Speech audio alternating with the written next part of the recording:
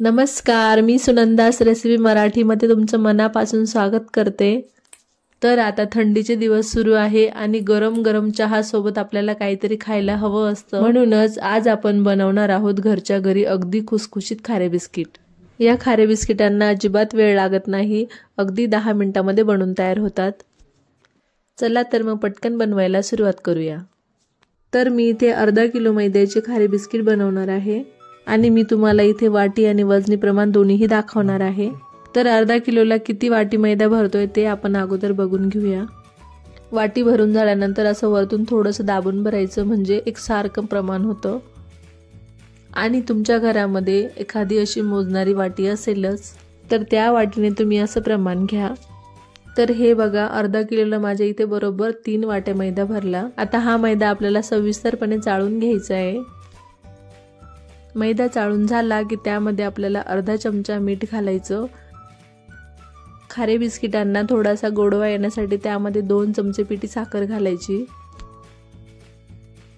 त्याचसोबत यामध्ये अर्धा चमचा जिरे घालायचे। जिरे असे हातावर घ्यायचे आणि थोडे क्रश करायचे आणि मगच त्यामध्ये घालायचे। नंतर यामध्ये 1 चमचा ओवा घालायचा आणि ओवा ही हातावर घेऊन असा क्रश करायचा। आता हे सर्व साहित्य मैद्यामध्ये व्यवस्थित मिक्स करून घेऊयात। मिक्स करून झाल्यानंतर यामध्ये आपल्याला ज्या वाटीने आपण मैदा मोजून घेतला होता त्याच वाटीने आपल्याला अर्धी वाटी वनस्पती तूप घालायचे आणि ते चांगलं कडकडीत गरम करून घ्यायचं। आणि तूप वजनी प्रमाणे म्हणाल तर 120 ग्रॅम आहे आणि सर्व तूप यामध्ये घालायचंय। आता हे तूप गरम आहे त्यामुळे चमच्याने थोडंसं याला हलवून घ्यायचं। मी दाखवते अशा पद्धतीने। चमच्याने हलवून झाल्यानंतर आता हे थोडं थंड झालंय। आता काय करायचंय, दोघी हाताच्या साहाय्याने पिठाला व्यवस्थित चोळून घ्यायचं, जोपर्यंत मैद्याला पूर्णपणे तूप लागलं जात नाही आणि पिठाची मूड बनत नाही तोपर्यंत। बिस्किट खुसखुशीत होण्यासाठी ही प्रोसिजर करणं खूप महत्त्वाचे आहे। हे बघा, मी दाखवते अशा पद्धतीने पिठाला चोळून घ्यायचंय। साधारण 5 मिनिटांनंतर हे बघा अशी मूड बनायला लागलेली आहे। बनून आणि लगेच तुटते असं आपल्याला पीठ हवंय। आता आपलं पीठ भिजवण्यासाठी तयार झाले। आता मी पीठ भिजवण्यासाठी बरोबर 1 वाटी पाणी घेतलेलं आहे आणि ज्या वाटीने मी मैदा आणि तूप मोजून घेतलं होतं त्याच वाटीने पाणी भरून घेतले। आता यामध्ये थोडं थोडं पाणी घालून आपल्याला घट्टसर पिठाचा गोळा मळून घ्यायचा आहे। एकदम पाणी घालायचं नाही, असं थोडं थोडं करूनच घालायचं। हे बघा, पूर्ण 1 वाटी पाणी यामध्ये मी घातले। इथे आपलं पीठ मळून झालेलं आहे। तर हे बघा असं घट्टसर मळून झालेलं आहे। आता यावर झाकण ठेवून याला 5 ते 10 मिनिटांसाठी रेस्ट करू देऊया। साधारण 10 मिनिटांनंतर आपलं इथे छान पीठ सेट झालेलं आहे। आता आपण परत एकदा याला असं मळून घेऊया। पीठ छान नरम होतं। मग आता काय करायचं, यातला एक गोळा तोडायचा आणि याला असं पिठाला व्यवस्थित चोळून याला गोल आकार द्यायचा आणि उरलेल्या पिठावर झाकण ठेवायचं, म्हणजे आपलं पीठ कोरडं होणार नाही। आता लगेच आपल्याला त्यातला एक गोळा घेऊन आपल्याला असं चोळून घ्यायचं अगोदर आणि असं गोल गोल आकार देऊन याला असं हाताने मोठं करायचं आणि मग लाटून घ्यायचं।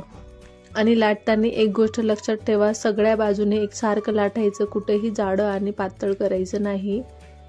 आणि अशी मोठी पोळी लाटून घ्यायची।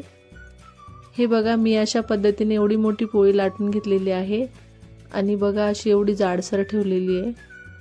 हे बघा, असे काटा चमच्याने याला टोचे मारून घ्यायचेत, म्हणजे आपले बिस्किट तळताना फुलणार नाही आणि दिसायलाही छान दिसतील।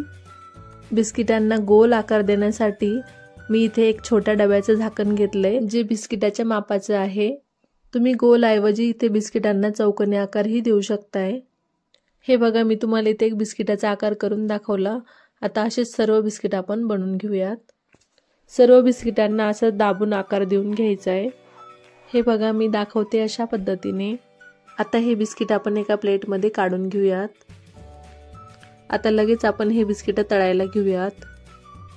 तर बिस्किट तळण्यासाठी मी इथे मंद आचेवर तेल गरम करायला ठेवलं होतं। थोडं तेल गरम झालं की त्यामध्ये आपल्याला एक एक करून बिस्किट सोडायचेत। सुरुवातीला आपल्याला इथे तेल जास्त गरम करायचं नाही, नाहीतर आपले बिस्किट वरतून लाल होतील आणि मधून कच्चेच राहतील। सुरुवातीला आपल्याला याला चमचा लावायचा नाही, ते आपोआपच वरती यायला सुरुवात होते। गॅस आपल्याला इथे अजिबात मोठा करायचा नाही, मंद आचेवरतीच बिस्किट तळून घ्यायचे आहेत।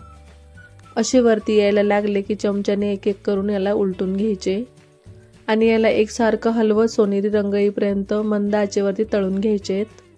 साधारण 5 ते 6 मिनिटांनंतर याला हलकासा सोनेरी रंग आलेला आहे। आता एका चाळणीमध्ये बिस्किटांना काढून घेऊयात, म्हणजे यातलं तेल निथळून जाईल। बघतांनीच असं वाटतंय आपले बिस्किट छान खुसखुशीत तळले गेलेत। बिस्किट तळायला थोडा वेळ लागतोच, पण ते नंतर शेवटपर्यंत खुसखुशीत राहतात। आता अशाच पद्धतीने आपण बाकीचेही बिस्किट तळून घेऊयात। तर इथे आपले सर्व बिस्किट तळून झालेत। मी यातले एक बिस्किट तुम्हाला तोडून पण दाखवते। हे बघा, बिस्किट किती छान कोरडे झालेत, अजिबात हाताला तेल लागत नाही। आवाज ऐकून तुम्हाला कळलंच असेल की आपले बिस्किट किती छान खुसखुशीत झालेत। तर अशा पद्धतीने आज आपण अगदी खुसखुशीत खारे बिस्किट बनवले आणि हे खारे बिस्किट टिकायलाही भरपूर दिवस टिकतात, अगदी संपेपर्यंत खुसखुशीत राहतील आणि थंडीमध्ये गरम गरम चहा सोबत खाल तर अगदी अप्रतिम लागतात। तर हे खारे बिस्किट तुम्ही घरी करून बघा, तुम्हाला नक्कीच आवडेल आणि कसे झाले ते मला कमेंट मध्ये कळवा। व्हिडिओ आवडला असेल तर लाईक, शेअर, सबस्क्राईब करायला विसरू नका। चला तर भेटूया अशा छानशा पुढच्या रेसिपी मध्ये।